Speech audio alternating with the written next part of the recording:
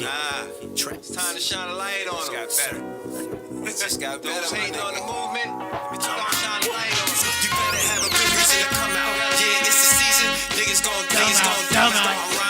Yeah. Yo, motherfuckers like that record, son. Yeah, you did your thing on that one. You did your thing. She's alright. Little 1-2 on it. Right. Yo, you know what's crazy? What's up? The mask. You forgot your mask in the car? No, the person that we interviewed, he walked in with a mask, and it just made me think of the little kid on Hooters. Oh. A little kid went to school with the Hooters mask. What you feel about that, B? You think that was wrong? Did it have like... It just said Hooters. The orange with the Hooters. Ain't nothing wrong with that. Hey, I don't know. I think it's the mind state of people saying they see titties. Yeah, nah, so they can't get out of that. That logo, that icon is when you see it, you think of titties. I ain't gonna front. Made it to Good Morning America. They was like, "Come on." One anchor texted his wife and was like, "What?" And she was like, "Come on." Nah, yeah, it's pushing it. Yeah, you can't do pushing that. It. You can't do that. You can't. Fuck it, man. Live at the Bob Shop. We gonna push the envelope. We gonna push the talk. Y'all already know what it is. Super dope interview. Yo, Def Squad.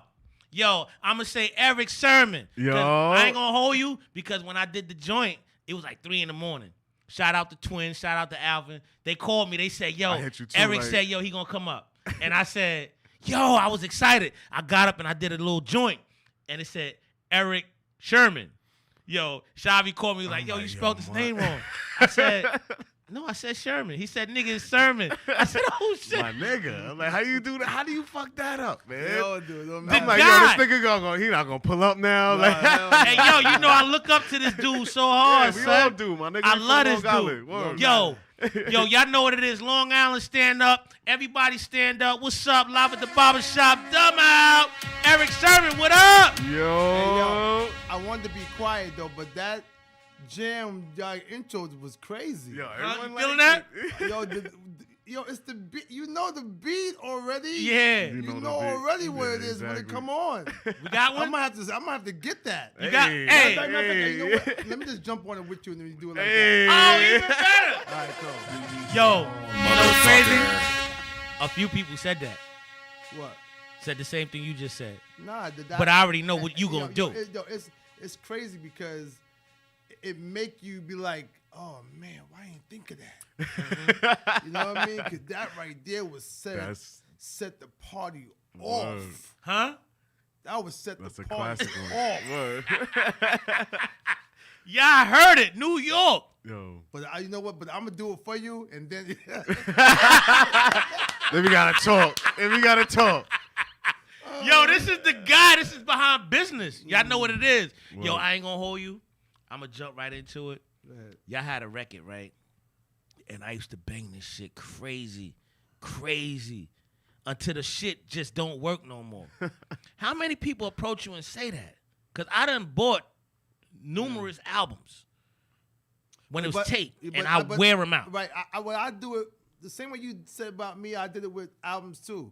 When I had LL Cool J's Biggie and Defra. Don't forget. Me and Paris is the last group to come out in the era. Mm-hmm. So I watched KRS-One. I watched Erick B. and Rakim, which is kind of my mentor. I watched MC Lyte. I watched Biz Markie. Mm-hmm. So all those songs. Matter of fact, I had a cassette tape. One side was Biz for a half an hour. One song, Nobody Beats the Biz, and Erick for President on the other side for half an hour. It was something that I never felt before. Okay. You know, yes, y'all, and to the right beat. And you couldn't even dance. And I was like, doom, doom, doom, doom. I'm like, yo, what the? Lost my mind. That's crazy, yeah. But before that, Marley Marl played, I came in the said it before. So I get to school, right? My boy said, yo, some dude named Rock Wind is out. Okay. There's no Rakim. Rock Wind. Okay. Yo, Erick, he rhymes slow like you do too. His name is Rock Wind from Wyandanch. Like somebody from Long Island, that close. So when I heard him, I knew that it was a possibility.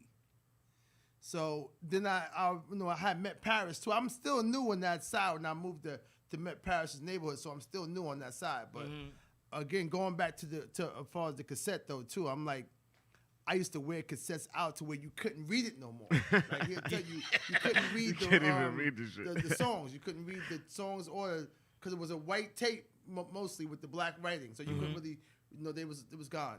So same thing. I had done a mad time, but people come to me and be like, "Yeah, I wore my tape out." Okay. And people are so crazy because the young kids still call it a mixtape. Mm-hmm. No. And they never experienced the tape. The tape. Don't even tape. know what a tape is. No. They don't even know what the shit looks CD. like. Yeah. they mixtapes with a CD. Word. But you know what's weird is how you say, yo, a mixtape, but it's an album. See, for us, mixtapes is like shit that you can't buy. You can't buy. Right. It's that underground freestyle. Right. You gotta find that He rapping over joints that's out. Yeah. Like we understand what it is. No, yeah, when it came with Kick Capri, Clue, and them when they was first doing that back then, that was real mixtape stuff that wasn't out. People that was doing freestyles and songs that you couldn't get. Some of them stayed to the format, but then it changed to albums, and that's not a mixtape. Let's take you back to a time to where you got dudes running around in Jettas, Saabs. Yeah. 125th was 125th. Yeah. Who was Erick grabbing? I was grabbing the fucking Ron G's. I was grabbing the doo-wops, Kid Capri's. Yeah. I didn't. I keep it Dog real with you. Time. I didn't grab no mixtapes. Word? Being from Long Island, we didn't have that type of access, and I wasn't a city kid. Okay. So that world I heard about late. Only knew that was what was going on around my way. Out Oakland here. Park, And Long River. Island, Long was popping around yeah. that time too, man. I mean, reason- I was a baby, Yeah, no, so like. But if I didn't get famous and go and experience the city, I would think that hip hop started in Brentwood. Yeah. Okay. Because Facts. Regis Park had the breakers, the DJs, the rappers, the break dancers, Graffiti artists. We had that too. All of that. So I didn't know about that life. I ain't gonna lie to you. We didn't know about the life. African Bambaataa came to Paris's house. Okay. Lidney Rodney C from the movie Wild Style. They came to Paris's crib. They had to take that trip, man. No. He just happened to know them. They sisters. Paris had sisters that was bad, so they happened to be going to the house. Okay. Brother Lurt and them knew his sisters, so they used to come out to Long Island. That was crazy. I wasn't there at the time. I didn't meet Paris yet. Yo, you said a story earlier when you was talking about Paris. I saw an interview and you was talking about him, and you said, "Yo, I got on the bus with the wrong kicks, a pair of Pumas, and he snapped on me." Yo, I was dying. I went. It used to be a store on Suffolk Avenue called Woods, and Woods was the place where we got our sneakers, our Leaf jeans, the Tiga shirts. That was the whatever the BBDs. You're too young about that though. Yeah, I'm young. Have the nylon matching. We used to have our underwears showing, almost rocking the BBDs too. Shirt and underwears, and but my mother bought me some Pumas, but they was $30, but they wasn't $39. They was in the $39 ones. But in her head, these were Pumas, but they wasn't baskets. Now the baskets has the Puma logo with the holes. Okay. Mine didn't have the holes. It didn't have the holes in it. Mine was Puma Invaders. Yo. So I'm dip. Knees on, whatever. Got everything else is right. Right, yeah. So Paris looked down and was like that thing, yo, what are those? As far as yeah. now, but he didn't say that, but something like that. And I wonder why I'm getting snapped on. Like, yo. And they were the fake ones. But my moms wouldn't have bought me the fake ones if she knew. She would have known. Yeah, no. No. But she just seen Puma. So this is what they wear. And it was $30. Yeah. So they wasn't cheap. So she's like, okay, well, they have to be it. But they wasn't the step up. Yeah, you need the and the basket put that $9 on it. Has the holes around around the logo. I ain't gonna hold you. I had a story like that, right? So I grew up in Mount Vernon. So I said, Ma, I want a jacket with the fur around the hood. Hold on, let's back up. So you never saw me in Mount Vernon? I heard of you in Mount Vernon. Of course you do. You know what I'm saying? You had to. We gonna get into that. I don't want you to do that. But Don't take the questions. Don't take the questions, E. You know, a lot of guests, they like to take the questions. Yeah. Nah, don't take the questions. But check it. I grew up in Mount Vernon, right? 70 projects. So I said, Ma, I want the jacket with the fur on the hood. So she said, all right, I got you. So she go to 4th, and she get me a jacket, son. I don't know where she bought this shit from, B. But my brother was like, he looked at me, and I start crying. The tear came out. Yo, you gotta give her an A for effort. You know what I'm saying? I said, Ma, E for effort. I can't wear that. Yo, it look like German Shepherd fur. Oh yeah. You know what I'm saying? Yeah. So my brother said, nah, Ma, we can't do that. Can't do that. So he took me over to Jew Man in the Bronx. Okay. You know what I'm saying? Right. And got me a Playboy. I got the black joint with the Playboy. fox. Yeah, with the yeah, white real and shit, gray yeah. fox. Right. And I killed him. And that coat is probably still in 5J. I don't know. Yeah, I know that. It might still be in the You closet to could this day. tell that dog hair looking thing. You could tell, that, my too. nigga. Like, It yo, wasn't it. You would have came home from school it took tight. me- it took Yeah. me- Cause niggas would have, listen. And I'm the fly guy. Yeah. It took me a minute to get me a Playboy coat though. That was, see, you must have some. You had a brother. Somebody has some Shout bread, out to 'cause Knowledge again, Bill. I ain't had no Playboy coat, man. I had a Playboy. I had 2 sisters and one mom, so I really had to play the back burner when it came to stuff. I'd rather for them to have it than me to get it, but Playboy coat, I ain't had that. Yeah, that I got a one. bomber late. Yeah. I got a Hell, bomber late. Mun rich, you rich. Yeah, Late before it no, went I out. wasn't rich. He's on the other side of Mount Vernon. I just had a brother that was like, nah, my little He's brother up. ain't going Of through course, this yeah. But I had to bullshit. be, of course. Your big brother gonna take care of you. Hell yeah. Yeah, he took care of me. And what That's I a did with fact. my sisters. Yup. I didn't have it, but I made sure that they got it first than Yeah, me. sure, yeah. And it looked better. The look is better for you. Yes. Because they got it on. They got it. Nope. Well, this is hip hop, man. Yeah, man. Erick Sherman in the building. Yeah. Super producer, super rapper. You know what I'm saying? If you say, you know what, this is more fun for me, which would it be? Producing. I think that people ask that question all the time. I never liked the stage. I never liked the shows Really? as much as I like making music. It's just the fact that the touring and it came along with it. You know what I mean? So we had that was the thing you did. I went from a single to Run DMC tour, and after that to LL Cool J tour. After LL Cool J Slick Rick tour. After that the MC Hammer tour. After MC Hammer tour, then we had our own Hit Squad tour because now we had groups that was just as big, so we didn't have to use nobody. We had our own people. And then, after that, you just started, you always over in Europe, no matter what, so it came along with it. But making the music and having artists, like to be able to do Redman and then do Keith and do Das and do, solo, and that's the fun part about it, is the music. I would prefer that better. But if I, since I have to rhyme, I make sure I master that too. Nah, you mastered that like a motherfucker. Word. I'm going to just say that like a Salute. motherfucker. Word, You know what I'm talking about? Yo, how the fuck you signed for $750? That was the deals back then. Like, especially if you was Dolo, didn't have no attorney, I think me, Biz Markie, and Big Daddy Kane had the worst contracts in hip-hop that I know about, And I know that theirs was, I think that Biz was lower than mine. What? Jeez. 750. So me and Paris got $750 a piece, so it was $1,500 really. So that's why we was able to, in '91 when Def Jam came and bought it for the $1.6 million, it was easy to make that move because they know that we had the bad contract. I was underage, and and they had ordered the label. So again, it was you hear in every story. Mine's that it's every story that you get jerked no matter what. The record label ain't for the artist. It's never been. But when you don't have no attorneys and you're young and you want to get on, then you get the $750. You don't know about it. Here's $750. I went to Marshalls, got some groceries for my mom. Crazy, right? $750. I never had that much money in my lifetime. Yo, the record Zoom Zoom by Craig Mack. Who came out first? Was it you or him?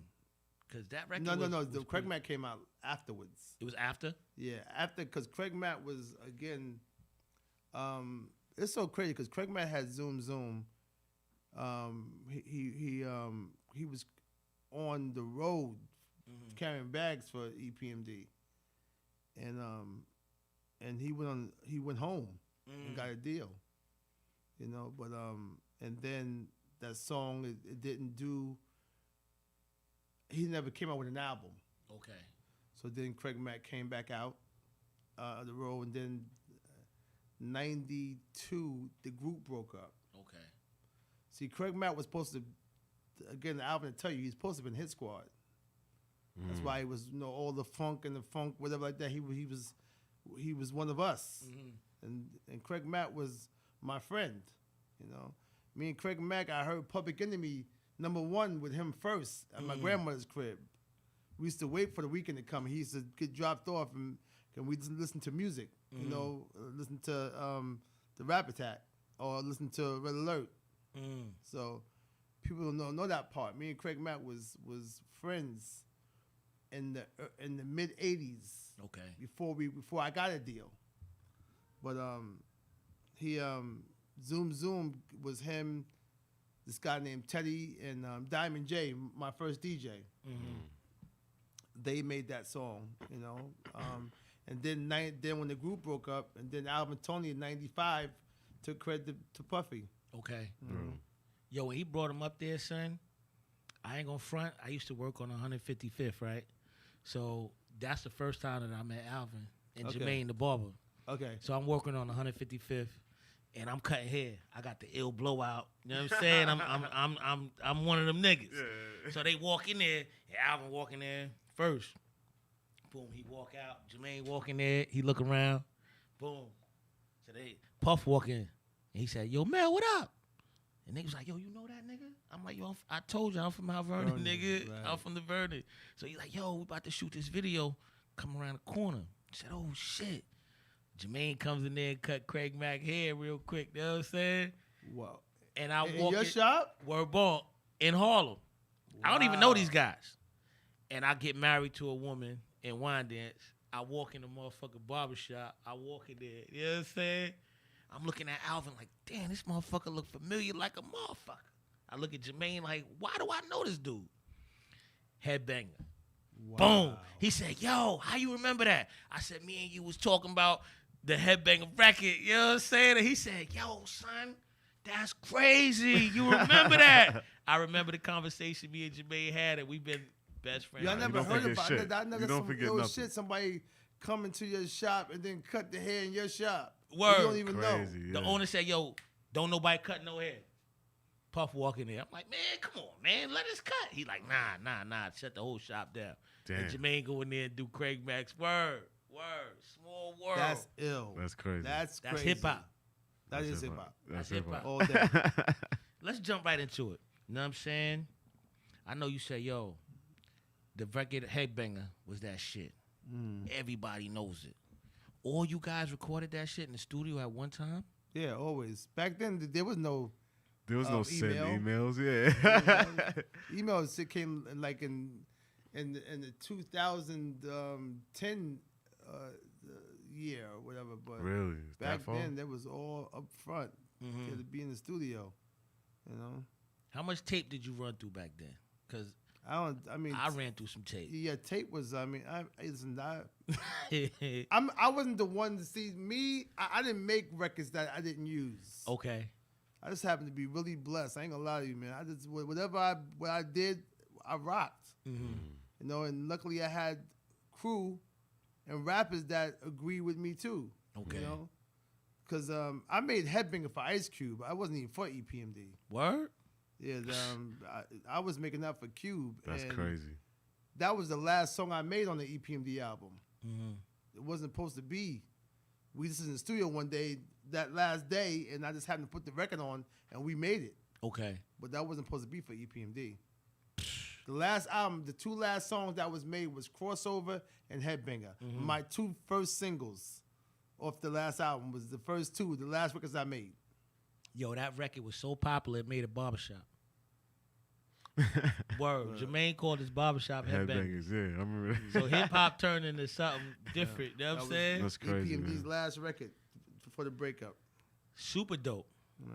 Fire, yo, when y'all broke up, I was kind of fucked up. I'm like, damn, how do you choose sides? So it's like, you know what I'm saying? Well, I was gone anyway. I was already 1 foot in Atlanta to begin with, so I was already out of here. Atlanta's where it's at right now, right? This guy made Atlanta. Yeah. He brought that whole Atlanta swag. Nah. Everybody will tell you. The artists will tell you too. If it was T.I., David Banner called me one day and said, Eric, if any story comes out about Georgia and your name ain't in it, I'm protesting it. You got to. And that's coming from David Banner. Because he protests. Because Keith Murray kicked David Banner out the rim shop. Mm-hmm. The rim shop, he kicked him out. Everybody was at the rim shop trying to get in the rim shop. Meech in there. You got a young big Meech in there. Well, yeah. Well, Meech was because I was in. Don't forget I had Detroit people who I was in business with. Mm-hmm. So I didn't know that was Meech with that ponytail in the back every day. I never knew him, because he was quiet. Okay. But 112, Jagged Edge, Outkast, Usher, David Banner. These are people that was outside trying to get doing demos. Yeah. Then I would bring Shaq. And, super dope. And Chris Webber, Jalen Rose, Then it'd be Dave Justice, and Tupac would be in the front selling rims, Atlanta was again when I moved there, that rim shop, that was it. That was the city. Mm-hmm. They put me on the front page of the newspaper, like a Newsday. Eric Sermon moves to Atlanta. The man loved you. So when did you move? When did you move to Atlanta? 92. 92. Damn. The end of 92 when the group broke up. I was out the next week. Damn. How was the mansion? Which one? Yeah. He looked at you confused, man. He looked at you confused, like, nigga. What are we talking about? Which one? Because that was also famous too. The mansion parties I had was famous. Okay. Yo, you brought what they call that? You got the Greek Fest, and then you had Freaknik. Woo! Yeah, that was humongous. Do you remember your first Greek Fest that you did? No, I just remember seeing something online as far as the Greek Fests. I didn't put stuff together back then. I was too young to understand. Like, even with Howard University with Puffy, those were some of the best shows. But I didn't take advantage of the thing at the time. Mm-hmm. And again, the college Greek Fest things. Man, if I would have known like what was going on, what I was doing, I probably would have had more memories of it. I didn't have it. Mm-hmm. I didn't have it one time. One time it was a Greek Fest. We was in Virginia. And me and Albie Shaw was just walking on the back of the hotel. Albie Shaw. Right? This is 88. Mm-hmm. Now, I'm number one, too. In the country, epmd. So we see the beach, all these women coming out the water. Well, I can't make this up. And we thinking that, so we look like, yo, what's going on? Right? Mm-hmm. And Albie said, Eric, that's us. So me and Albie Shaw starts running to this Kentucky Fried Chicken and tell them, listen, lock the doors. Mm-hmm. Yo, that's the experience like of that, right? knowing when you see things happening now, we was them people too at one time. Mm-hmm. You ever see Jaws and the beach come out? Yeah. Yeah, that was that. That's a good analogy. I like that. Yo, let's bring it that's crazy. a little bit. You know what I'm saying? And we talk about Def Jam as far as a label. You know what I'm saying? Yeah. epmd was like kind of like the foundation of that whole thing, because you talk about the way y'all came up.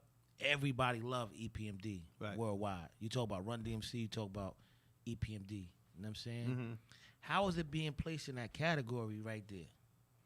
Well, again, Def Jam was, Russell Simmons was everything. Don't forget, Rush Management had all of us anyway as management. So every major rapper that was out back then was signed to Rush. How God Put It Dead, Chris Lighty had the Flavor Unit. Mm-hmm. That's how Rush was. Chris Lighty had all those artists, Missy, 58 Fletcher, whatever. That's how Rush had it. And so then, so being on Def Jam, which has only had LL Cool J and the Beastie Boys, then Public Enemy. Mm-hmm. So me and P was the fifth group to get signed to Def Jam. So, but being on that black label was like, holy, this is crazy. Like, you heard this LL Cool J. It's all you know. We didn't know Run DMC wasn't on Def Jam, but it felt like that because of his brother. Mm-hmm. They was on Profile. But it still felt like the whole, again, the black label, Def Jam, LL Cool J, Beastie Boys, you know? This was everything, you know? So, and then Public Enemy, you know? So we was like, yo, what the, this is, and then, you know, they come and get us. So, you know, it was just, again, how everybody felt when they got on. Okay. You know, Ludacris and Jay, everybody else that got it say the same thing. It was Def Jam, it was the black label. But, you know, it just feels good that, you know, we was able to be a part of that because, again, they didn't have to come and get us, but they did. Nah, they came and got y'all lovely. Yeah, they came and got us because they knew that, because Run said, too, yo, no, DMC said that he told Run, when he heard us, he said, yeah, our time is limited. That was from DMC's mouth. That's DMC from Run DMC. He said when he heard EPMD, he called Run and said, our time is limited. Straight up.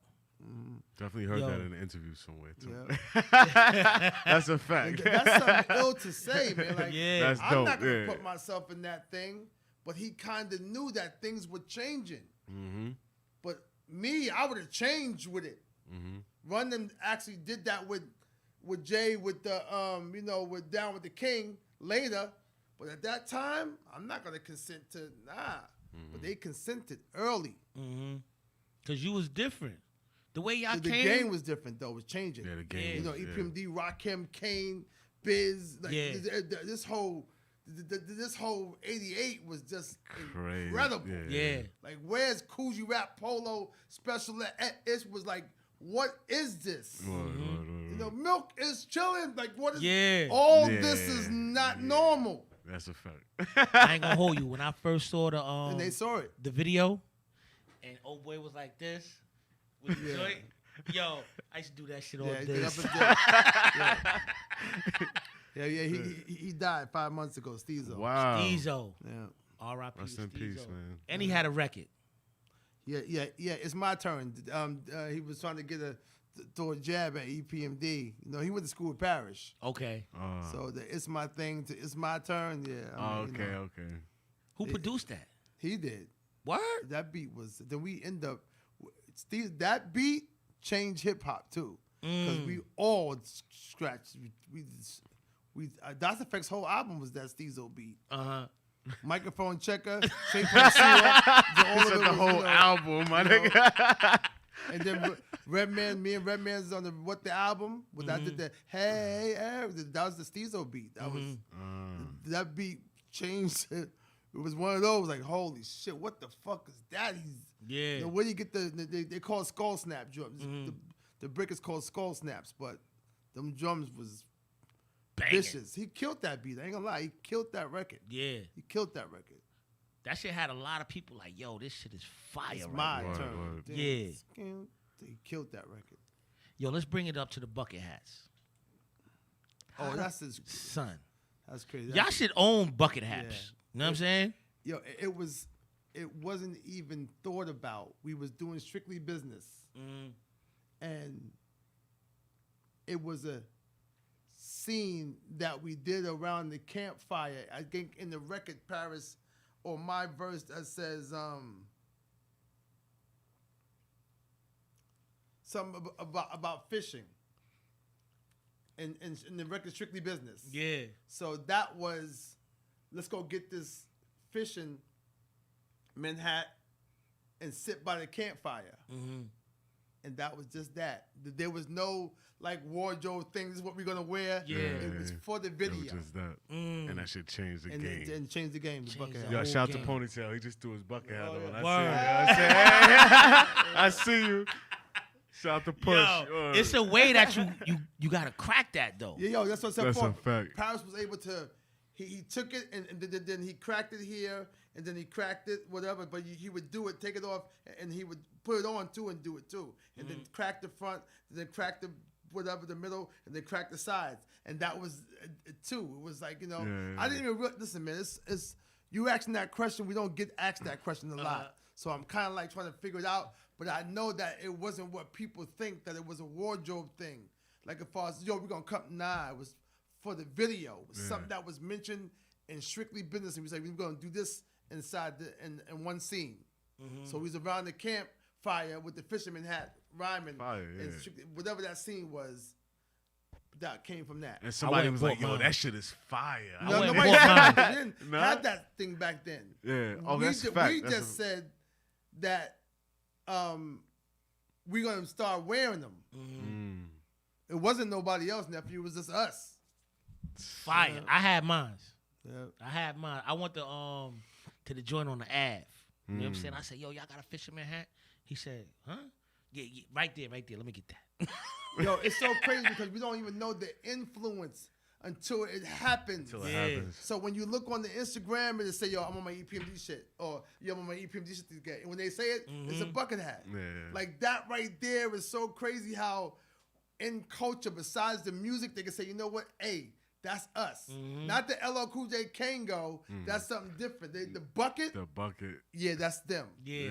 You know? So that's why I always say too, when it came down to the 40 Belows, like Das Effects was like, yo, this is what we rocking, shorts and knees. You know? So even when they have on a hoodie or have on Timbs or have on that, they be like, yo, that's Erick in Paris. They give us the whole setup, not just the hat. They even took it to the hardcore part with the Timberlands. In the hoodie. Oh, that's them too.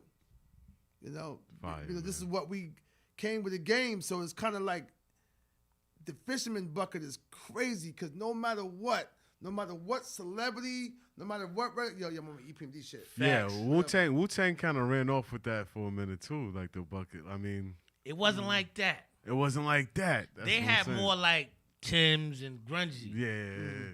These niggas had the hoodie and that bucket, son. And that bucket. Nah, I mean, it's bug because again, the Wu-Tang Clan will tell you, and if you watch the Wu-Tang series, you will see EPMD name come up a lot. Yeah, of course. And you hear them interview a lot though too, because even the one I post with Ghostface, I just saw the new one and I posted it. He's like, yeah, the only comp that we really had was, you know, Redman, man, and Erick Sermon and them was doing it. You know, that we was, because then I heard Raekwon said he's told the RZA, like, yo, right here, when we come, we got to be like this. So don't forget I had the Wu-Tang Clan first. Yeah. And many more. There's no secret. And many more. Yeah. I was at Shala, which is Raekwon. I was on his step at his PJs. You know, I got a picture with me and my IROC in the PJs with Wu-Tang Clan around me. There wasn't Wu-Tang Clan yet. Just me in the projects with all the clan behind me in the picture. That's fire. Before they became famous. But I know Raekwon is Shala. That's it. Keep talking. That's fire. Yeah, Keep going. I know. Keep going, because I want you to get into the Illmatics, into the but again, because I mean, yo, you're gonna be here all night. You shut down some great shit that you like, nah. A lot of people like, you know what? Again, my boy brought me the Fugees. I was like, nah, man. How do you walk away from those kind of talents? Yeah, but don't forget, before you heard Salaam Remy's record, the remix, you didn't hear the first Fugees. Yeah. It wasn't something that we felt. A what? Know, it wasn't like everybody said no.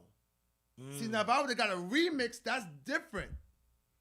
They wanted me to produce something that wasn't like Salaam Remy's remix. Okay. You know, when that came, I forgot what song he did. Salaam Remy, that the first single. That's when you heard about the Fugees. If that didn't happen, I think we would have heard about them. And they were, and knowing how talented they were, that wasn't the record for them for us to get to be like, yo, the Fugees. So I told them no. What about Teflon? Your boy now, Ricky. Teflon was that. Again, Ricky tell you himself. I used to sleep on Erick Sermon's basement. I used to sleep in the Erick Sermon's basement on the floor. And Tony Draper, which is the president of Suave House, who had 8 Ball and MJG. My guys. Yeah. Tony Draper was the first one to do it, make like $25 million with one act. He would do one album, do 2 solos, and do another album again. Okay. Like, he was that smart. He was the first independent nigga to really get that money going. You know, after you saw what Jay Prince was doing with Scarface and them, but still, Tony Draper was also in Texas doing his thing too. Well, he used to drop Rick. He used to go to it was a hotel on LIE on 48, exit 48, the Marriott or whatever at the time. So he would fly Rick and them out there. They would stay in the hotel. So him and his man. So I was like, listen, man, you can stay here if you want to. You can go back to the room, be in the room, be friends. You can stay at the crib, you know, whatever. So they end up staying for like a month. Mm-hmm. Then he would, next thing you know, it'd be another couple of months gone. Then he'd be back. Mm-hmm. I used to play Redman's Ricky stuff. Reggie be like, oh yeah, he's dope. So I knew that he was ill too, but Tony Draper's deal at Sony didn't go through. Okay. So the whole thing went flat. So years went by, and then '99 we saw him with, you know, Slip and Slide with Trina. Super dope too. Yeah. What you feel about that guy right now? Cause I love that dude. Rick Ross he got a slick style. Rick was iller than that. When he came with Hustle, that was the dumbed down to get to lyrical. To get to the next, that's a fact. Man, Even the verse that's on my album when he spent the this is a new edition without the Ronnie Bippy and the Mike who got to stick it in, like he was already metaphoring out this world, like he was Reggie in them. He was like a Death Squad member. He dumbed it down to get to what they was doing, the masses, to get to the whatever, so you could see that he can rhyme. Mm-hmm. He was ill. He was already iller than that. Mm-hmm. But nobody knew that until later. I knew. Yeah, you talk about Death Squad. I don't know why I just thought of this thing, but I always connect something with a story. Yeah. I'm in the Muse. Yeah, I like that spot. That was with the big wood doors. Yeah, that I love that club. Huh? I love that. Yo, I'm standing there. I'm a fan, right? Keith Murray jumps on stage. Immediately grab the mic, start talking shit. You motherfuckers in here rap? Who the fuck is rap? I ain't talking that shit. So niggas like, yo, ha, ha, ha. He picked the nigga out of the crowd. Nigga jumps on stage. He was like, go, nigga. Nigga start rapping. He said, yo, that shit was whack. They threw the nigga off the stage. And then he did his show like, yo, I said, who the fuck is this nigga? Yeah, I never experienced, when I hear a story like that, I never experienced that. I used to hear stuff on the street, but Murray was a quiet dude in front of me. I used to hear stuff about stuff that was going on outside about him. Never experienced it with him. We had one argument. He didn't want to say the most beautifulest thing in this world is just like that. That's the first argument we had. Like he like, yo, Dub, I'm not saying that, B. What? I'm like, yo, Murray, listen, man. That shit was major. One of his biggest hits. It was like one of his biggest songs ever. But he said no. And then finally through the night, whatever like that, or whatever, I'm like, yo, just say it, man. Because Hostile was so big that, you know, it's 96 degrees in the shade before I catch, but like, you're the reason why you got a deal right now because of the Hostile video. The most beautifulest thing in this world is my notion, like this is the one, the illest verses in hip hop. Yeah. But you said the most beautifulness is not a word. Yeah. It's not a word. Look it up. Webster's it's not there. So trust me on this. Your vocabulary is what your whole thing is about. Don't forget. This is what the thing about niggas don't know about the Hit Squad, Def Squad. These are college students. Yeah. Mostly everybody, right? Reggie's a college student. Keith Murray's a college student. Dr. Effects, I met them at college at a rap contest. Yeah, those niggas are smart. Paris Smith, college student. Niggas are smart.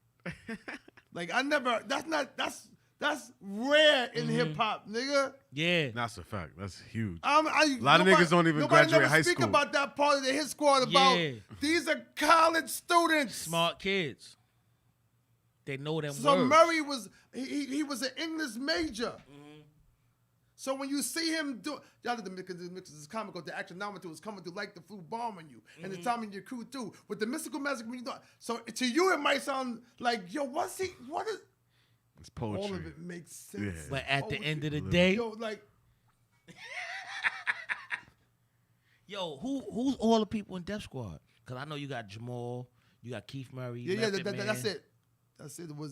It was Jamal. The main ones was me, Jamal, Red, and Keith. And then when I had got new niggas, I had a guy named Cy Scott that was getting ready to make some noise, and then he got to Atlanta, and then things got messed up with Dallas Austin, the whole nine. But other than that, it's just us four. Yeah, that was it's always Super dope. dope. Yeah, but Dave Hollister, Alfonso Hunter. So the two R&B people is Dave and Alfonso. Dave Hollister. Yeah. Dave Hollister was Super dope. I did That's both fire.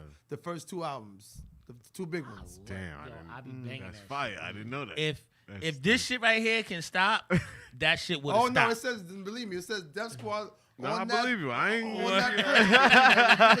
You on camera. You ain't gonna lie on camera. You ain't gonna lie on camera. Believe me, I make sure of that, because again, at the end of the day, people be like, how'd you get him? I'm like, yo, Teddy signed him as help. So don't forget, he already was double platinum with Blackstreet. Yeah. Before I Let You Go was with the hat down. That was a big one. That was a huge record, big one, MTV and everything. And you're not signed? No, he got me. That's what y'all don't know about the Rakim story too. Erick B. Let's talk about it. Rakim wasn't signed as an artist. He was signed as a rapper that was that was on a record. Okay. What, Erick B. and Rakim? He signed later, but in the beginning he was what Dave was. Another nigga. No, as far as you having, say you have somebody who doing instruments and somebody that's playing on the record. Okay. You just hired. You hired. Okay. Or hire help. He was hired to sing on the record. Damn. Which is crazy when you This the shit is dude crazy. making the record. Without you, ain't no record. Dave Hollister was Blackstreet, Yeah. but Teddy was Teddy Riley though, so he knew that I'm Teddy Riley. Yeah. So he was able to, after that happened, go get Black, Chauncey, Erick, the other kid, and then the second Blackstreet was, the second album was No Diggity. That's just what, this is 4, 5, 6 million No records. Diggity was big. So No Diggity was huge. He knew that if he had Dave, I'm gonna have to pay. He knew what that was, so he went the other route on to get more control, to be able to say, yo, I need this to be this, because if I have these guys here, they ain't gonna be. I'm gonna have to pay him. Yo, you know what's crazy, E? Is that I got a joint here. It says Al Green, Marvin Gaye, Eddie Levert, Donnell Jones, Dave Hollister. What you feel about that lineup? Incredible. That's a crazy lineup, man. I ain't gonna That's front. That's crazy. Yeah. That's what you see on the Valentine's Day concerts when you see him. Yeah. That's the lineup. That you That's a see. vibe. That's definitely a vibe. I ain't gonna hold you. Al Green is my favorite. Somebody getting pregnant that night. Oh, wait. See, Al Green is my favorite. Nephew, you don't know. I could take my phone right now. I can go home. I can have a night, and I sit there and play Al Green for an hour, 2 hours straight. Not just the regular songs. I go to Soul Train and watch him sing live. Perform. He was the only one with the shirt off. Don Cornelius would let certain people perform live. Al Green was one of them. 19 chains on. Chains, Before bracelets, rappers. rings, whatever. He was up there jeweled out with a cast on one day. That like this, Al Green. I tell people to this day, that's a story that Usher could do besides Marvin Gaye. Al Green's story got to be told too. Got to be done. Yo, how he said he's coming back like he said he would. Yo, he made a gospel record when you talking about funk, like you talking about motherfuckers out here rocking to a gospel Al record. Green made a song called "Jesus Is Waiting." Yeah, and this whole thing and have your whole body chilled Just up. going crazy. Yo. God is here. Because you never heard nobody see that soul like that. This man, you gotta stop. Because I watched him on, I even watched the one on VH1 where he came back older playing the acoustic guitar, doing just him and the guitar player playing regular. and doing for VH1 still chill through your whole body. No one. You know what's crazy? I've never seen that before. That's crazy. Not with the shirt off, taco meat, Yeah, showing, taco meat, sweating, dripping, whatever. Tearing the stage to pieces. Him, Teddy Pendergrass, Marvin. It's only a few people. Yeah. Stevie Wonder, one of the best of ever do it in life history. Let's talk about a song. Never seen nobody that than Stevie. Let's talk about a song. I think Stevie is the best dude that makes a song because his songs is like roller coasters. And it always give you that same dip. If you ask anybody, no matter what genre, what age, whatever, they're going to say one person. His name is Stevie Wonder. Yeah, Stevie's always at one time in the 70s and early 80s, he was taking every Grammy that was given for 10 to 11 years straight. There was nobody doing absolutely nothing with him. Stevie Wonder. That's the everything. That's fire. It was because the songs of the Key of Life, it take you everywhere from jamming to always to Ghetto Paradise to like he says, it's so many sounds. It's like this. Like, how you doing this? Yeah. How are you doing this? Stevie's different. All these genres and sounds. And how you doing this? Ingenious. He blind. And he's blind. Makes no sense. Did you ever meet him? One time. How did you feel? It was ill because he said, "Hey, that's who that, Mr. Sermon?" because I was with his niece. Okay. I was with his niece. His niece introduced me to him. Whatever was just that, and Marvin happened to be out, so you know niggas. I mean, Marvin, that just like music from 8 to 80. No matter who you knew that record, you know what I'm saying? Just like music. So he was, you know, it was cool because we was outside of a hotel. He in the truck, you know, so. By the window, talking to him, wrapping up. So I can actually say that I met him. When I was doing, this is the only one that I messed up besides the Nas thing was Michael Jackson. I'm in Virginia. Don't say you. I never told the story before to anybody. Don't say you turned out Michael This Jackson. Is my first All time. right, I'm going to let you talk. You never heard this story in no interview ever. I'm gonna give it to you. This is a Long Island exclusive. I get called down to do Blackstreet because I did Booty Call, the first single off the new Blackstreet, when the second album. Never knew that. That was the first single. So I'm doing that. So nephew. So while I'm doing that, there's a tour bus out there, outside the Future in Virginia in Hampton. So Michael Jackson on the tour bus, sitting right next to me. But Teddy Riley, I'm already excited because I'm here with Teddy. So I go in there. I go rock, whatever. I go in the studio, and then some guy said, "Yo, what's up, Eric? Yo, what's going on?" And he said, "Yo, my name is Pharrell." I said, "What's up, man?" He said, "Yo, this is my man Mike. This is my boy Chad." So I said, "What you do? You rap?" He said, "Yeah, I got this singer that I got. This kid named Mike. This kid was incredible. Young kid named Mike. So Mike was a singer." So Pharrell was like, "Yo, I rap." So if you go on YouTube right now, there's a song called "Boot Knuckleization." It's Erick Sermon and Pharrell and Teddy. Never came out. Was on YouTube. Somebody got it on YouTube. Hold on, what's the name of it? Say it one time. Boot Knuckleization. I don't even know how you spell that. It's Boot Knuckleization. And it's something that Pharrell would make up. You might have to say that in the mic. Boot. Just put Erick Sermon and Pharrell. Yeah. Okay. So now, long story short, whatever, boom, boom. So we start making some records, boom, boom. So I'm still not knowing that Michael Jackson is on this bus. Okay. Here, right? So all of a sudden in the lab, so I said, you know what? I'm going to go to the bus and go see Michael, right? So Mike is not in the bus now. Mike is in the studio. But I don't see him. I was just in the studio. But Mike in the bathroom, right? This is crazy. I never told a story to nobody. Fucking Mike. So Long Island, stand up. So it's me and my cousin Jamel. He's with me too. So Jamel didn't see Mike go in the studio. And I'm like, so Tay said, "Oh yeah, he just left. He went back on the bus." So I know that they working on Dangerous, right? Okay. Dangerous. Teddy is asking me, do you want to meet him? I'm like, nah, I'll wait. Not knowing. So not knowing that Teddy was asking me for a reason, because since you here with me, you can know that you here working with me, and then maybe this might be an introduction. So he didn't tell me, like, give me a heads up, this could possibly happen. But I said, no, I'll wait. Not knowing. Let's bring that back. I say, not knowing. Michael Jackson. Damn. Yo, do you understand that I'm right here and I'm like, nah, I'll wait. I'll wait. I can't make this up, babe. For the Jacksons. Come on, baby. Anybody's life dream in history. In the world.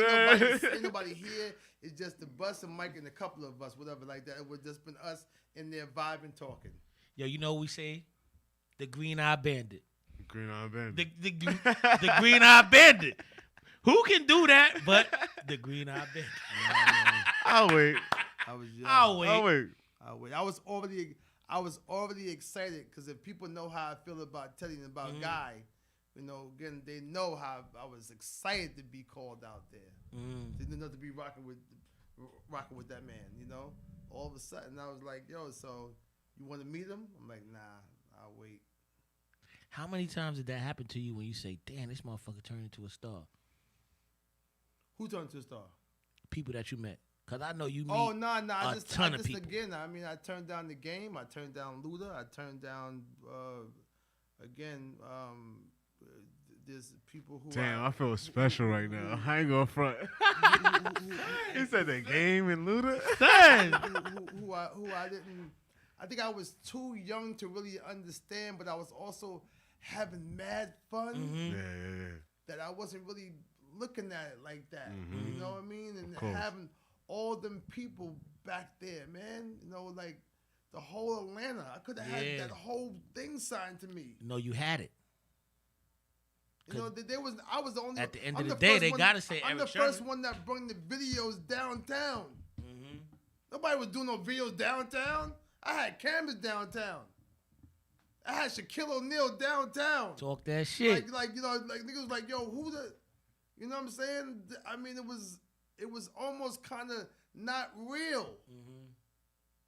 The mayor, you know, Bill was, and then next door to me was a guy named Hosea Williams. He marched with King. He was next door to me in the shop, so I used to give him money to go get clothes for the homeless, food for the homeless, everything they wanted. That place was like, I don't know, it was like almost you was dreaming. So I didn't really see, you know, who was in front of me at the time. You know, Usher used to be in the Wrangler Jeep, like, yo, can I get in the lab? Can we make a record? I'm like, yo, I got you, little man. I got you. I got Not you, knowing. my G. Yeah. Because he had just... These are my confessions. He had just left Puffy. So I guess the thing didn't work. So not knowing he was over here with Jermaine Dupri getting ready to shock the world. Word. But everybody wanted That's the so E-beat. fire, man. You like, feel me? You've seen a lot of shit. You feel me? What's your most memorable part? Talk that shit. What's your most memorable time in history of your career? Like, I think the Run DMC. I think that being on the Run DMC tour and then them putting me in Paris on a bus because we couldn't afford to have a tour bus.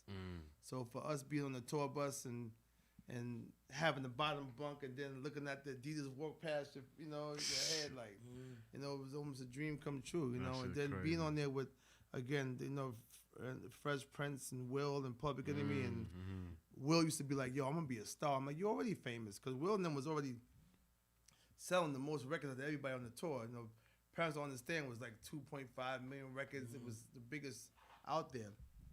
And then Will got on stage and said, "I want to congratulate epmd for #1 album in the country." And me and Parents like, what is Will talking about? You know, we didn't know about no Billboard. We was too young. Yeah. We had no idea about none of these things, Billboard and all these other type of magazines and charts and the whole. We had no clue. But Will was like, I'm going to be famous one day. He knew he was going on TV. And then Charlie Mack, the tall guy, you seen him in the Fresh Prince when you see the Bel Air come on, the real tall one, they got him on his neck, whatever. He drove Will to L.A. That's how Will got to Cali, whatever, because they was auditioning for that show, and Charlie Mack drove Will there.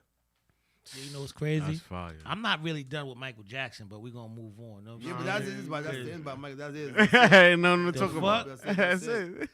We had Chico Bennyman on here, and he said, "Yo, I shook his hand, man. And you could tell he never had a fucking hard day." Chico was funny, man. Nigga hair was soft as shit. He said like hot butter. When you shook his hand, what did you feel? I didn't shake his hand. What? He even get that close. I just he told even get you. that close. He was like, told "Yo, you. I speak to him another time." I said, not now. I was like, You was bigger than big. It wasn't about that. I told you before. I was already excited to be where I was at with Teddy. Yeah. I was a stupid, crazy fan. You know, because You he was a guy dumb that was bitch. making music like me. We was both funkin', like holy shit. When you play Groove Man, you play certain things like, you know, when you That's play a fact. Teddy Jam 2 and you like, God, I mean, That makes sense. This Yeah. is guy, man. Yeah. So forget about it. This is I'm playing these out. I'm the guy. Everybody's guy fan. I don't give a fuck who you are. That's one of the biggest rap groups in the world. Yeah. At that time. I mean, R&B groups. So it was like, maybe, I don't know if my excitement for Mike wasn't there. I don't know why it wasn't, but it just wasn't. Jeez. I know. I mean, at that time, I don't know. I was probably like 2. Don't 3. forget, it was 1993, so it wasn't like 7. the Michael Jackson Thriller, Michael Jackson Off the Wall, Michael Jackson Bad. This is coming on to Dangerous now. Damn. So that excitement, And I still should have been like, want to take a picture and meet him. I should have still had that. I didn't have that. Damn. I was more on what we was doing now. Right. Word. Nah, facts. I feel you. Yo, I regret that I'm like, yo, I cannot believe this. Michael fucking Jackson. I mean, it happens, man. Hey. Who? I ain't never met Mike and say, it don't happen. I'm sorry. Not now. The Green-Eyed Bandit did. It probably some bad bitches over there, though, right? Tell you why, it was like, do you want to meet him? And I did not say. I was like, yo, not now. I'm good.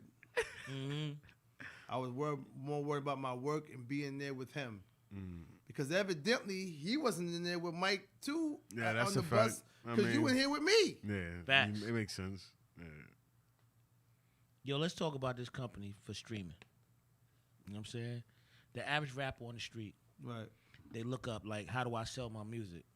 I believe it's, I forget the name of it, but it costs like $30 to sign up. And then it's $50. What, Spotify? Is it Spotify? No, it's Under. It's It's a new shit called Under? No, if you Google right now how to sell your music, it's a certain company pops up and they say, we send your music through all of these all people. these companies do it. Steve Stout, new company, does it now too. That's all. Every company that you know that streams they're all the same company. So anybody can go anywhere and do it. You know, there's no difference between one or the other. It just what this person is taking as percentage. That's what I want to get into. A rapper on the street that's coming up, you know what I'm saying, and they trying to sell their product. Where's the best place for them to go? Everywhere. You want your record to be streaming everywhere, but you got to upload through somebody. So you can, you either upload through yourself or go through an engine, which is, again, United Masters, Spotify, Tidal,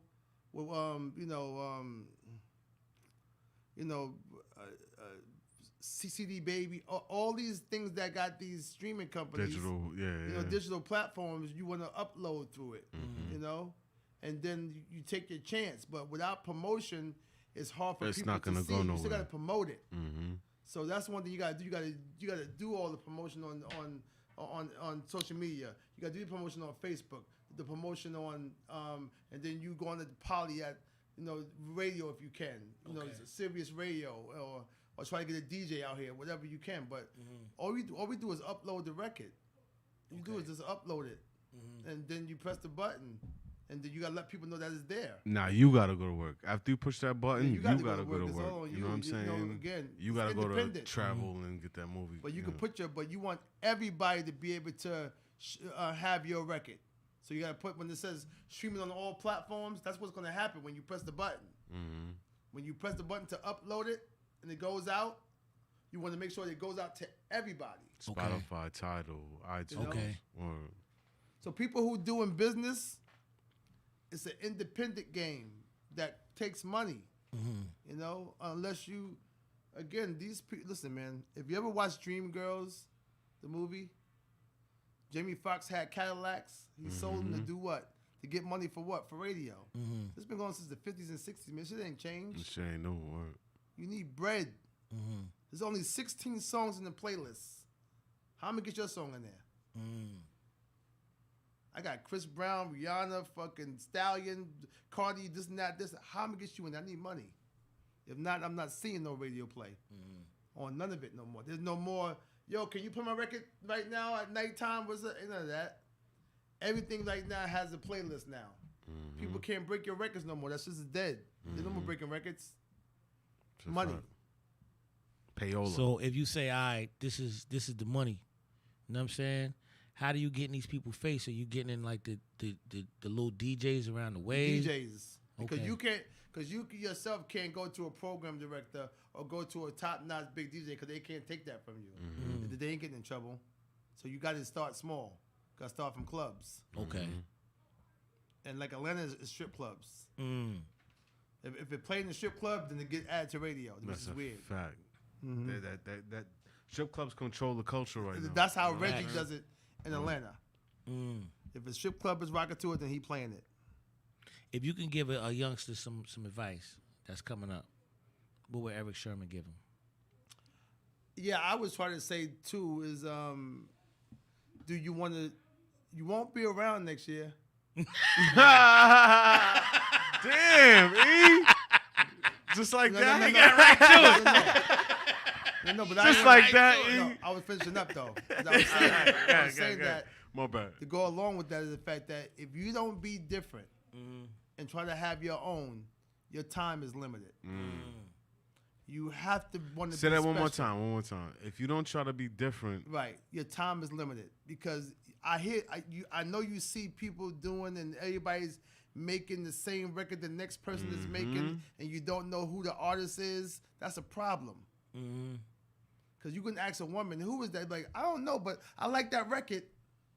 They don't know everybody. Because everybody sound the same. The same, bro. Yo. So what do you think the next moment come out? You think all these girls going to be here next year? We got about 1,000 girl rappers who made it for that summer or for the COVID because we all inside. Niggas won't be playing this stuff.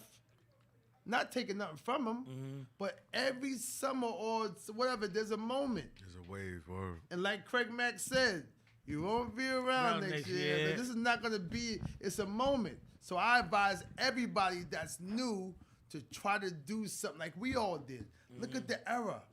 Look what happened before that. Don't tell me you can't make it. How the hell did all of us make it? Yeah. And we all different. And nobody was rocking with each other. Nobody took nobody's style. Everybody was different. How did we make it? How's everybody platinum and gold? That's a lie. You want to do something easy so it can automatically be like that. And plus, the other part of the system is they found out the trick. What happened to it? I don't know if y'all read the saw the Crazy Bone piece, that the letter that he read about the system. Yeah. That's true. They made sure they got rid of everything that had a message to it, for they can show one side, so they can fill jails, and because again, don't forget, white people don't experience this because they don't know what this is. They this don't is know. Entertainment to them. Yeah, exactly. But we go do what the record says. This is real life shit. Which is crazy. Yeah. They know that. Oh, yeah, go ahead and put that out there because Somebody was trying to get more money, go hustle, boom, we're going to fill these jails up. Because the private jail sector it's about tons and tons and tons of money. Facts. And this is something that I don't want to get into this thing because, again, it's another whole thing because it's just opinion, but it's also truth, too. Because as you see, it worked. It worked. Absolutely. It got us to the jails filled up with whatever and whatever they call gangster music or hip hop that keeps it on this side that glorify what that was. Because don't forget, there's a thing of talking about the hood and then telling you about the hood, but then it's also a thing to where you tell them not to do it too. That part didn't come into play. Q was telling you, listen, they're killing us in '88, so be careful.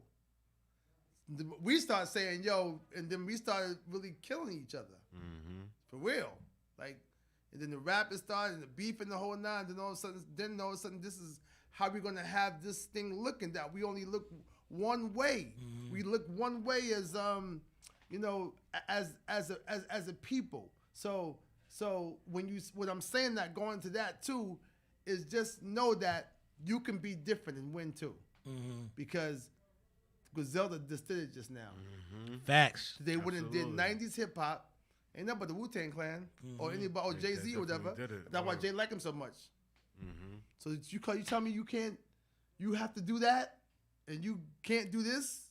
Because they showed you can. Exactly. You know, J. Cole showed you can. You know, Kendrick showed you can. Word. So any young person, what we did was go left. Chaos One said the best. When my colleagues came out, I wanted to be better than them.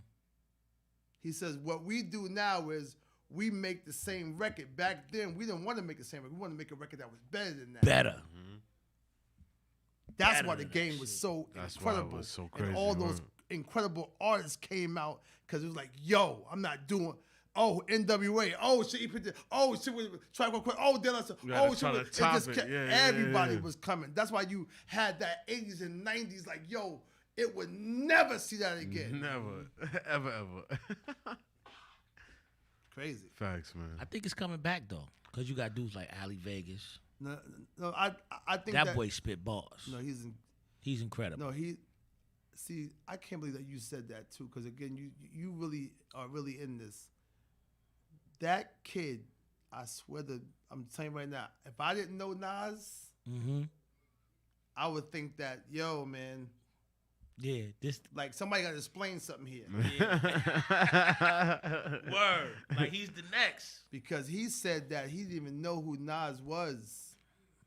And that's how he sounded. And when I tell you the bars, he never made it. But there's a lot of underground rappers too, new people who doing hip hop. That's incredible out there. And I just hope one day that we're able to have a balance. I'm not mad at what's going on. We had that back then. The Bismarck, the Pee Wee Herman, rapping dude. We had all that. So we had Luke Skywalker. It was a balance though. Right now we're just here. It's more of this than it is this. So it's not right. I want to at least have a balance again. Yo, you know what's super dope? When the show first started, you close your eyes when that song came on. What song? The show starter. Yeah. And you was like, yo, you know, we talk behind the scenes, but it was just super dope because most people they so stuck in my man that they don't listen to the music. The first thing, as soon as the track started, you was like this. Like, he noticed because it's his song. He's like, let me listen to it. Let me see what this nigga gonna do. Let me see what this nigga gonna do. Yo, that right now, when you hear it and you know, like, yo, because don't forget, now, we know Biggie used the beat part. Yeah. But he used the intro. Yeah, exactly. Yeah. So you got to imagine now, okay, why does it feel so good? Because you know that. You know, yeah. This is the feel good of Biggie is feel good too. But the reason why this make you feel good too, because the people don't know that what the sample is. We know, but the people don't know why is this infectious? Why do I feel so good about this? Yeah. Because this comes from Rise, which is also Biggie's song too. Yeah. When it keep going in the middle, when the break comes up, that's why I'm like, yo, I didn't think about that. I did not think about that one. Yeah. And then you hear the band, it's automatic, like it's getting chills now. That's what happened. What Puff knew as a head that's out there in the clubs or coming up and knowing that when your parents or whatever, we know what that. All these samples is what we grew up to. Mm-hmm. So Biggie said to Juicy. He didn't want to rock on the M to Me. I can see a hardcore dude saying no to that. Yeah, but we knew, Puff knew what M to Me was. Yeah, exactly. Puff knew what was going on. He knew. We're gonna walk over Juicy. Right. So Biggie and Genius was all a dream. I went to a story. Right. Like fuck, I ain't gonna go rhyme. I'm gonna do a story. Let me tell a story. Yeah. And Genius. I used to read Word Up magazines, Salt and Pepper. So then when let me when the hot sicker than your average. He knew now. Yeah, exactly. Niggas don't think shit. He knew now, like. My Okay, Detroit players. Here's my Juicy 2. This is I know now what to do with this. Exactly. I know this feel. Crazy, B. Yeah, crazy, man. That song you got. Yeah, you got some. Oh yeah, you got some. Huh? That shit, Shabby be like, yo, son. I love this guy right here. Yeah. And you know what's crazy? I'm almost double his age. Yeah. No, And we was talking about this shit the other day. Almost, yeah. You gotta understand though too. It's like this, man. You found a partner, and again, the soul is the soul. Mm-hmm. You wouldn't connect if he wasn't an old soul. He has to be. I get that a lot. I actually do. I'm not. There's a lot of people like him young, too that you feel you be. So that's who I'm around. This old souls, but they're young kids. But they want to know. My daughter said one time, this is my 20-year-old. She said, "Dad, I wish I was back in the 90s." I said, "Why?" She said, "Because look, y'all was having a lot of fun back then." Yeah. I go through that a lot too. I ain't going front. How they thought the process, like this is what they thought. Like, yo, I wish I was there. Because they see the culture, the jewelry, the Gucci Louis. We had that in '88. That's a fact. The flat top, the sneakers, Gazelles, the Jordans, all stuff you starting to see, whatever it was, we done did already. Yeah. So when they find out that this was already done, it's like, for real? I grew up next to TJ Swan, so every once in a while I'm going out to the bus stop. He'll drop a little story on me or shit that was going on. Yeah, that's what Jaguars right there. So like I love I love the history. He was the first one like, too, like a swag as far as his dresser. Yeah. Yo, that long major question. Who would you say is the ultimate rapper of all time? Because we ask this on Live at the Barbershop sometimes.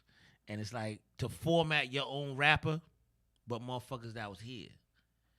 Me, I'm leaning towards like Jay-Z's, Nas's, shit like that. Bag the bitches, you got the swag, you got the jewelry. Yeah. The ultimate motherfucker as far as rap. The ultimate you got it is Rakim because they all got it from him. Okay. It's only right. Then my second one would be Homeboy from London. Who's that? Slick Rick. Slick. Nah, he's the ultimate rapper. Slick. Yeah. Dress. Yeah. Swag. Conversation. Stories. So that's all Nas is. Jewelry. Nas look just like him. That's a fact. Part, waves, everything. Jewelry, everything. That's Queensbridge, Nas that's a look fact. just like him. But Nas' favorite rapper is Rakim, but it's also his go-to is Rick.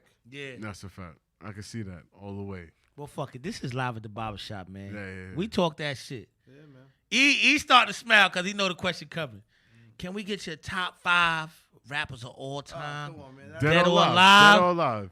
It could be somebody right now. It's the same though, man. Like everybody. It's gonna change every day. It's the same though, because I'm gonna go with Rakim. Okay. That's number uno.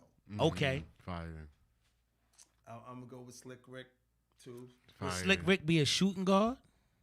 He's Would he be that guy that's on the court that's doing all the work? He does everything because again, the storytelling, Slick was the wordplay, different, the bro. way it was everything it was everything. And then he saw you as how you say niggas got swag. You was a crumb. Yeah. That's how he spoke. You Slick Rick, you had to play the whole song. So that's why he was Slick Rick the ruler. And all y'all was under me as the rulership. He come from London. So you a crumb. You're nothing to me. Get out of here. That's how he was with everybody. I'm too. Look at me. You're crazy. Like that's how. Never seen that, man. Nobody.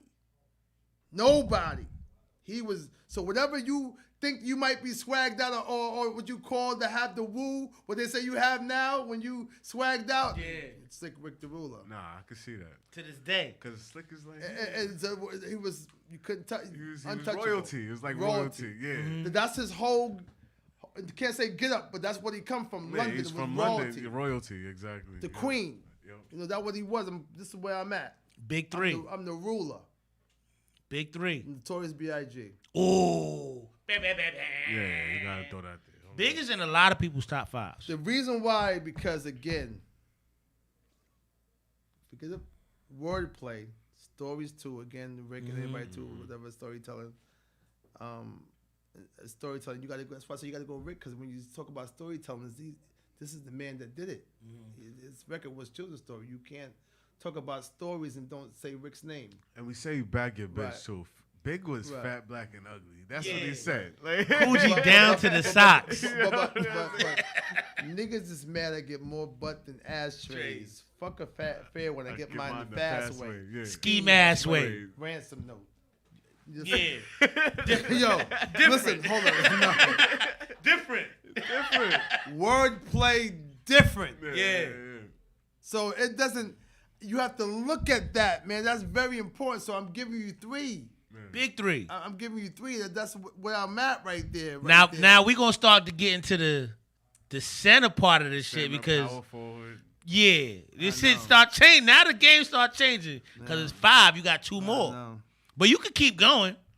We had a couple. We had Rock on here from Helter Skelter. He named like 18 people. Yeah. He kept going. But again, so after the Notorious B.I.G. Oh man, this is crazy though, because again, this is another person that's you know, you have to say something to him, and it's the teacher.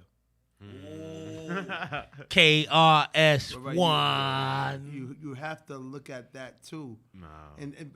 But see again, man, you it's the toss up of. I don't even know if y'all really know how nice Big Daddy Kane was. Like when you look at, Kane you look at Rakim and Kane is his thing. That's why you have to look at. You got to come down and see too, because then I would have to, you know, you look at Jay-Z too as that. But again, it won't be in my top. But besides it ain't Biggie. But you know how he felt about Big too. But Hove is still one of them too. But I still have to come down on that to where he's... Because it's top 5. You got to start shutting motherfuckers out. It's top 5, you know, too. Because then I would say, you know, then you Jay, then you got Redman, Scarface. You know, you looking at, you know... Keep going. It's there, man. It's there. It's rough. Yo, hold on. It's rough, man. Don't let don't let them green eyes fool you, son. He said 4. He's trying to get away from the 5. He got trying to get away from the 5. You got a big center. Who's that was for? Chris? You said KRS-One as the 4 man. He's like a big, small forward type nigga. Like, if you ever seen KRS-One perform, he shuts the shit down. You know, I did. That was my first concert I ever went to. But see, first concert. But see, when you look at man, Big Daddy Kane is a problem though. Man. Hold on, not to cut you off. But hold on, let me throw a question in there because I know on the other side of your brain you're gonna be thinking about this 5. The first time you heard fucking KRS-One do that, the bridge is over. What did you think as far as hip hop? No one. No way. The delivery, the tone, everything. He was scary. He was scary, B. Scary. He said, "Biddy bye bye. The bridge is It was over." scary, dude. Nigga Scary. went to Jamaica with it. Scary. That's when them shots was out there like pang, pang, pang, throwing them Scary. shots. He said, "Biddy bye bye. The bridge is over." That's when it gets scary. Yeah. That's And he had all them goons behind him. You see this? If it's in Again, the time with see- the see. yo, when you put that Jay-Z Nas thing, they got to be together. So forth. But that's on the other half of it. That's a twofer. There go that table Yeah, again. it's the other half of it. But again, that I know them three. Those are really three. I don't hear them three together a lot. You got That's that my button? three. You got that button ready? Which one you want? That bip bip bip bip. Cause he gotta answer this shit. What? The five? The five. The five. Let's get it. Let's jump right into it. I'ma sip on this Henny. We got 4, 5. No, but Four. I gave you four afterwards. You gave me 4 afterwards, but you four. never stated the 5. We need to start I know. in 5. We need to It's start not- in 5. Starting 5. Who I gonna be know. the center? I know. Shaq. Shaq was a nice rapper. Shaq had some Yeah. joints, but Shaq I never did. heard him in nobody's top 5. You know what I'm saying? I had the Shaq album too. I had a Jetta. I used to bump that I Shaq got a shit. platinum record. Oh no, because that him and Biggie record was phenomenal. Yeah, Dope. that was a good one. I Dope. But again, you trying to put that inside Come on, baby. my thing. Come on, baby. The You green-eyed putting the guy, pressure- man. You putting the pressure What on we right doing? now. It's a big center out there. Big up with Jay-Z, Nas, Andre 3000. Yeah, I like Yeah. where you Who? going with They that. on the bench. He said Andre 3 They on the stacks. bench. Who you gonna pick? Stacks though, Andre too. 3 Somebody got to start. And Redman, Method Man. They got to start. Who gonna start? Who like this? So Method Man is Cause you got like another 19 one, niggas too. with their hand up. Oh, E, pick me. too. Reggie Redman is Dope. Yo, E, I don't know if you remember this shit. It's a tape. Real mixtape shit. Nigga said, I licked the backbone down to the clitoris. They saying it's Red Man, you serious. Yeah. That's the first time I heard Red Man. Yeah, but that's what again that mixtape was Bismarck Key was the first one that put when Redman did that shit in the park because when Redman got Reggie famous. But I don't have that 5. I'm sorry. Hey. Because I named the 5. I don't know who to do it. I don't know. I know it's rough. It's rough. I know, I don't know man. because I'm even saying the KRS-One as the 4 is not. I'm going over mostly of the scariness of the shows when I say KRS-One. Yeah. It's Put the somebody out pressure. there. We put the pressure. All right, let's just skip it. All right. I don't want to. Who in your ride? Right now, we go outside. We jump in E's ride. Oh, we don't have you got that you on you don't got CDs like that no more. But who in your ride? I jump in your car right now. We Sirius drive down Radio. to 7-Eleven. iPhone. I'm playing Who you R&B, gonna play? But if I'm gonna go into some hip hop shit playing, It don't matter what you playing in your ride. What you playing? It could be R&B. R&B, whatever. Me, I'm playing right now. I got Al Green in my joint. well, I'm playing. R&B. I was playing Love God- and I was playing God today. happiness. Okay. I think God did, but then I go to Marvin Gaye and I play, I Want You, which was one of the dopest records ever made in history. But that'd be it. I stay on, I stay on. You on grown man time right now? Yeah. But I'm really an R&B person. The people that know me, I'm Yeah. really an R&B person. I'm the same way. Like though. I produced everybody in R&B too. Produced D'Angelo, Chico DeBarge, Mary, Keep going. Jodeci, Keep going. SWV, That's fine. Andy Stone, Keith Sweat. Keep going. I can't think right that fast. Nah, you said a lot of big, Yo, E, heavy names. This is a nice question right here. Uh, As far as all the R&B people you work with, because I know they can be kind of like, who was the easiest? Chico.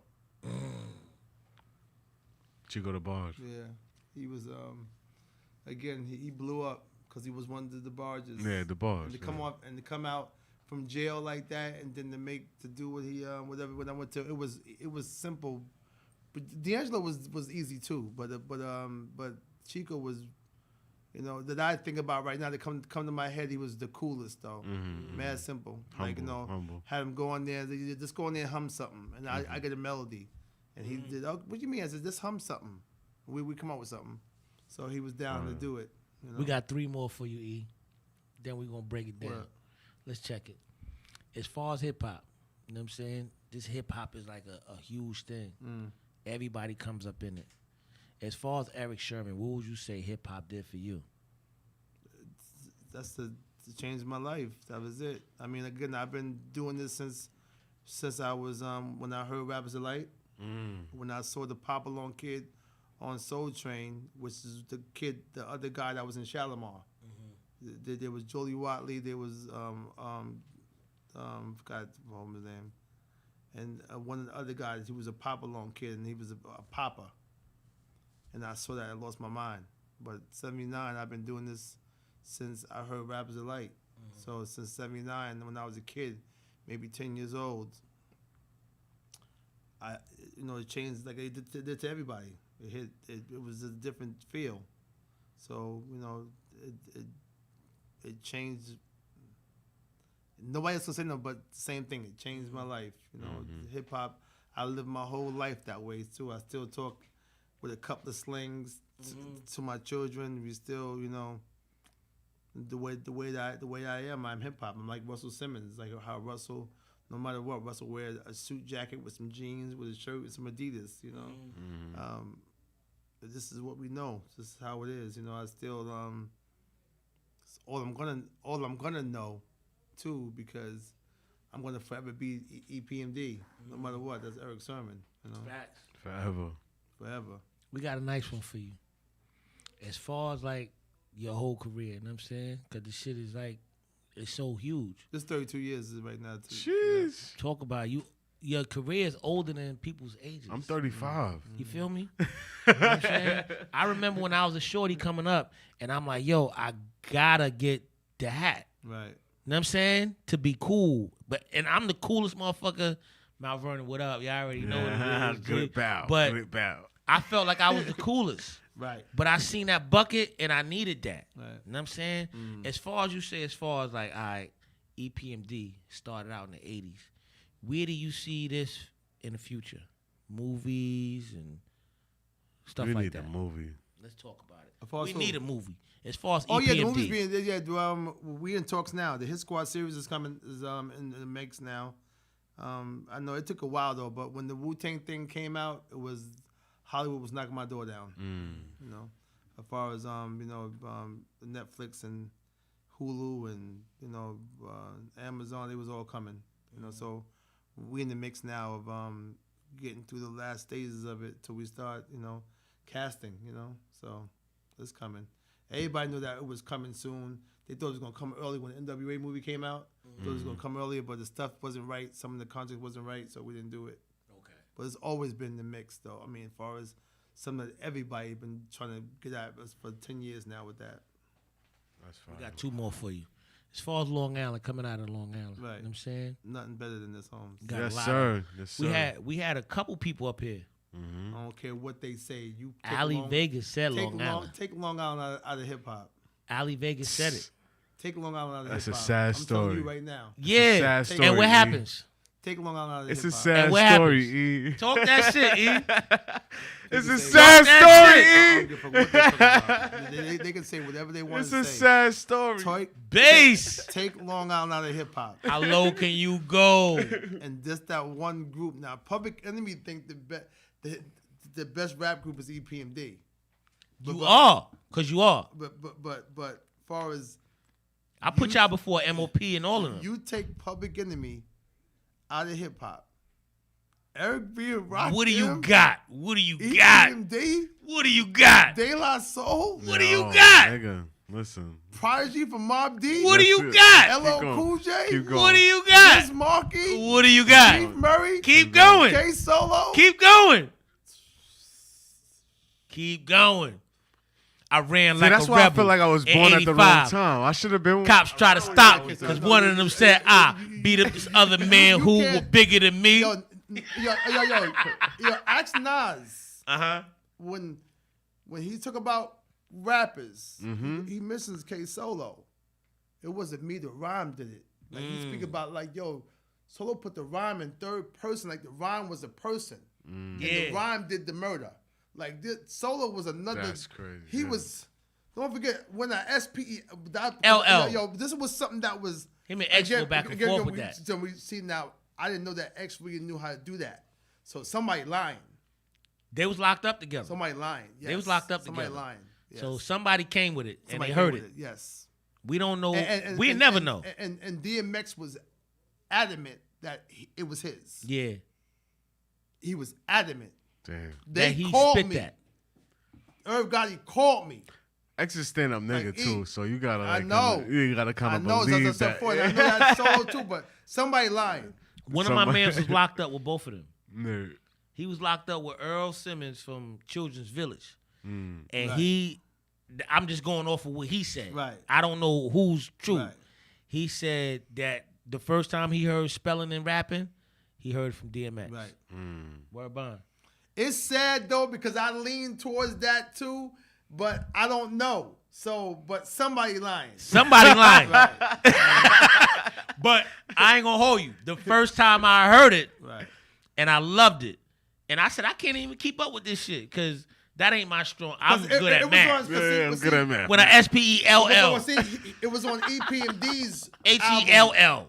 He was on EPMD Rhymes I album. got to. And then once the EPMD album, because again, when you feature somebody, it gets picked up. Now I was dope at piggybacking. You heard Redman, album came out. You heard Solo, album came out. So when I was doing the Spellbound single, I'm like, I wonder if this is gonna work. But Sylvia Rome was just dope. She signed Solo and DOS Effects. Two different people. One doing this and one miggity it. But then Sylvia Rome signed Busta Rhymes, Missy Elliott. She knew all this weird shit was something dope, and she signed dope. it. Yeah, that's fire. Because Russell didn't, Def Jam didn't want DOS Effects. You know, so. Yo, you know it's crazy that you brought up Busta Rhymes. I'm always weirded out about that subject because I'm like, damn, Busta Rhymes is like the ultimate fucking. When you talk about this rap shit, he got the energy, he got the bars. Yeah, he a big motherfucker. Yeah. Like Busta Rhymes is that dude. Yeah. But he's never in nobody's top 5 and can't nobody out rap him. Out-rap him, I know. Shit is crazy. That's weird. You know why? Because I think that he has the whole package, and we don't even realize how ill he is. Yeah, exactly. But we look at the other part, and you're right. That's an ill question. Why? That's why? Right. But you do have people that mention him too, like people that came in that era that say, okay, this is who I watched. Yeah. His name would come up with Ludacris, Busta, they come up. Yeah. Ludacris too.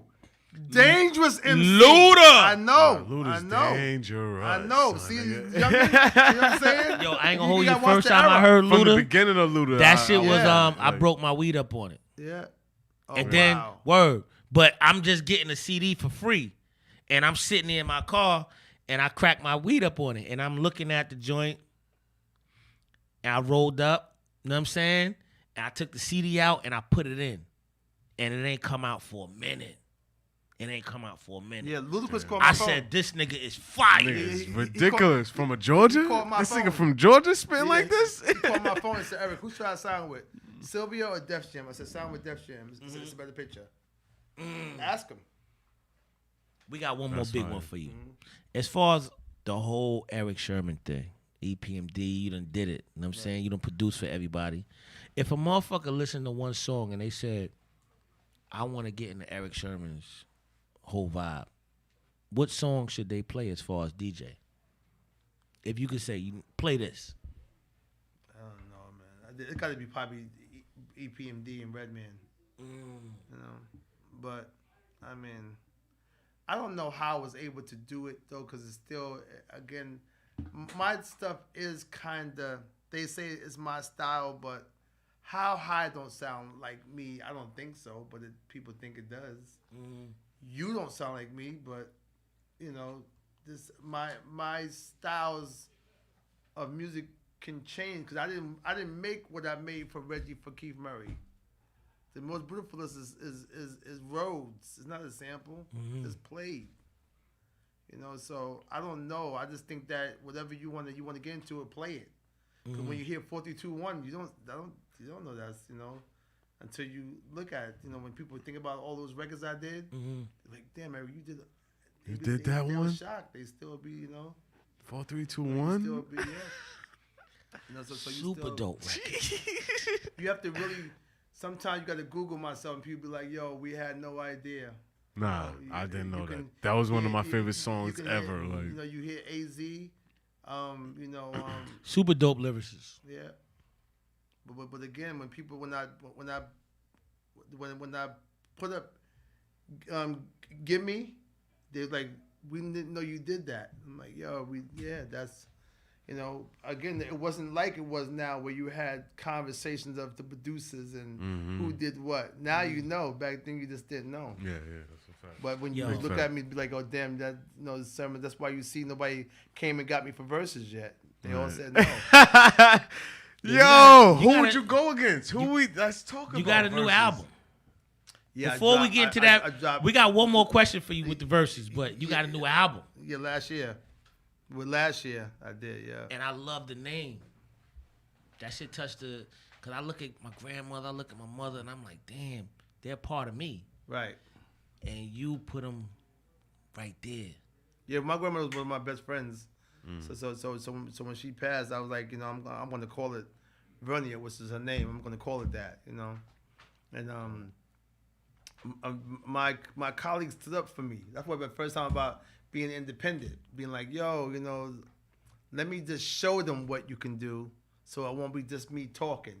So I get my own streaming company, and I'm also dropping independent, you know. So I called all my friends. I called Shaq, Raekwon, Exhibit, you know. My album is packed, you know, with just my friends, you know. And then I just seen the comments that's coming from Nas, and everybody was just, all these people, and Rick Roy, everybody was like, dope. You know, did you hear Erick's sermons, bro? You know, it wasn't me telling them nothing. It was just them, because the work had them. Nas said, did you hear what Erick paint the picture on 300E? You hear how he did that? Like, so it kind of was cool. It was cool to be able to say, thank you, Grandma. You know what I'm saying? Because I know that, you know, whatever hands that was into that, it was from here. You know, this I made that from here. So, but it also helped people out. So, because then after that, Styles P came and Diamond D came, and all the colleagues started coming because they felt like, yo, this ain't no young man's game. This is only we do this shit. This shit. Barbra Streisand dropped a record. She's 75. You know, she went platinum the first 2 hours. Bruce Springsteen, Paul McCartney, these people still winning Grammys. Who told you that you done? Rap music is a genre. Jay-Z still running circles around you. That means you got to step your game up. A very young genre too. You know what I'm saying? Compared to the other shit. Yeah, don't get mad because somebody still can do it. Only we do this in our culture. You know why? Because we don't have no categories. You know what's crazy? What you beating on? It just brought me in the mind of I ain't gonna hold you. This shit got me like ready to tear up because I'm smoking an L one day, right? And I'm at the liquor store that Alvin Tony owned. And he was like, why you don't make music no more? I'm like, nah, I'm done with that shit. I'm just doing the camera shit. I just love the camera shit. Yeah. He said, camera is fun though. But he said, as long as you can talk, as long as you got a voice, you can make a hit record. Yeah. And I said, yo, that's crazy. Dub C said, I'm saying one thing before we go. Dub C said to Ice Cube sitting right here. He said, see Ice Cube right here? All this shit is cool. Movies and all this shit is cool, but he gonna rap as long as he can talk. Ain't nothing like making no music. No, it's a fact. I don't care if 50 make 1,000 powers. They want to rap. They want to be on the radio. Puffy don't care how much to rock. He want to be on the radio. This is a big fact. Facts. Ain't nothing like it, Holmes. Yo, Erick. Ain't nothing like it.